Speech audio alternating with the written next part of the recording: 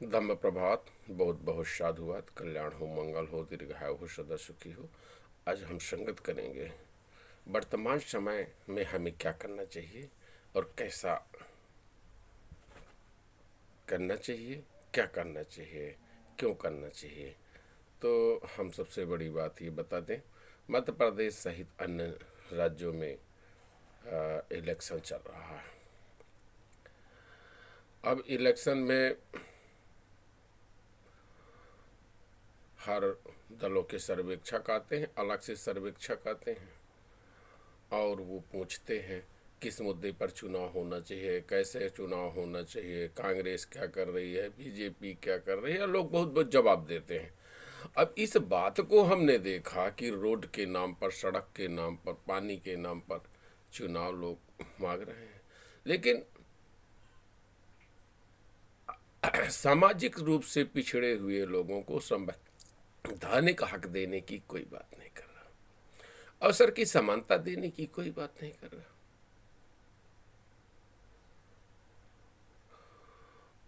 पूंजीवाद पर कोई प्रश्न नहीं कर रहा, सामंतवाद पर कोई प्रश्न नहीं कर रहा, ब्राह्मणवाद पर कोई प्रश्न नहीं कर रहा, जातिवाद पर कोई प्रश्न नहीं कर रहा। ये बड़ी हैरान करने की बात है।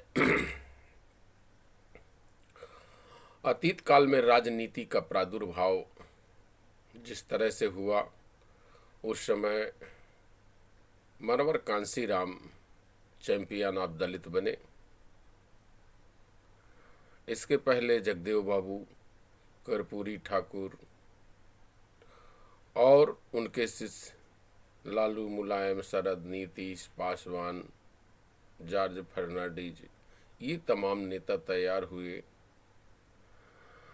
और सामाजिक रूप से पिछड़े हुए लोगों को तथा अन्य सभी लोगों को न्याय के लिए उन लोगों ने जो काम किया, उसके वनस्पति 1989 में इस बात को कहने वाली शासन बनी कि सामाजिक रूप से पिछड़े हुए सभी लोगों को अवसर की समानता दिया जाए।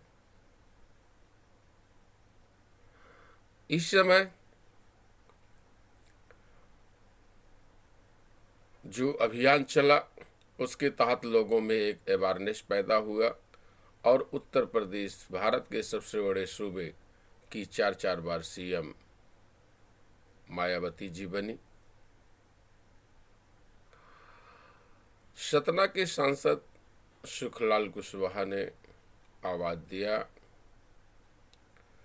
सुखलाल कुशवाहा जी ने यह कहा कि मध्य प्रदेश की मजबूरी है, पिछड़े वर्ग का मुख्यमंत्री जरूरी है, भारत की मजबूरी है, पिछड़ा वर्ग जरूरी है, जिसके तहत उमा भारती, बाबूलाल गौर और शिवराज सिंह लंबे समय तक सीएम बने रहे।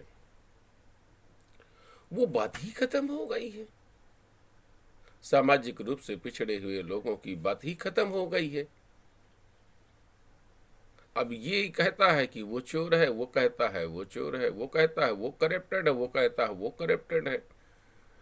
सड़क, नाली, बिजली, पानी, ये इनके मुद्दे रह गए।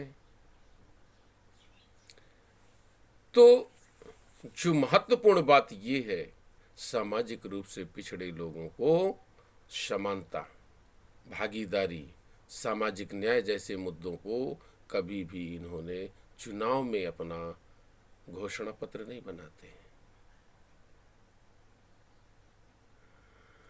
कभी भी अपने चुनावी घोषणा पत्र में भागीदारी की बात नहीं करते। जब पूंजीवाद की कभी बात नहीं करते हैं, ब्राह्मणवाद की वह कभी बात नहीं करते हैं, सामंतवाद की कभी बात नहीं करते हैं, जातिवाद की कभी बात नहीं करते हैं। तो वर्तमान समय में जो इलेक्शन चल रहा है और हर इलेक्शनों में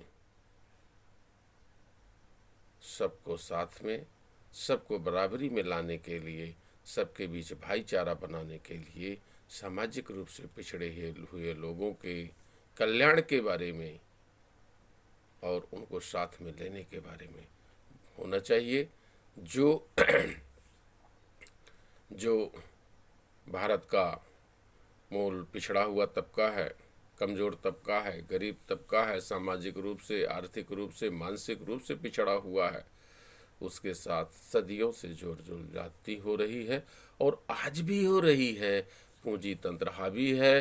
सत्ता पक्ष और विपक्ष में एक ही परिवार के लोग, एक ही समाज के लोग मिलकर के लगातार लंबे समय से भारत को लोकतंत्र को लूट तंत्र बनाने में कामयाब हो रहे हैं। इस बात को भी जानना जरूरी है। बहुत बहुत साधुवाद। कल्याण हो, मंगल हो, दीर्घायु हो, सदा सुखी हो।